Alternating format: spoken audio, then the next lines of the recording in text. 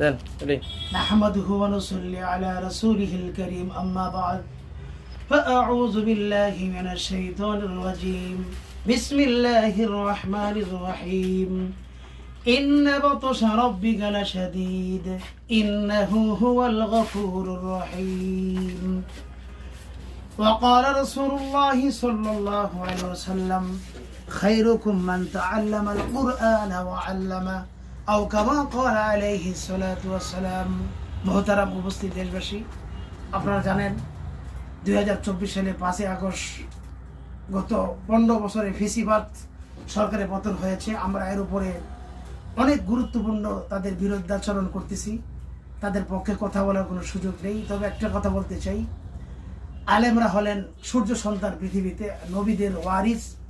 এদের সাথে বেয়াদবির যে পরিণাম, এটা সম্পূর্ণভাবে নবীজি হাদিসের মধ্যে বলে দিয়েছেন, আল উলামা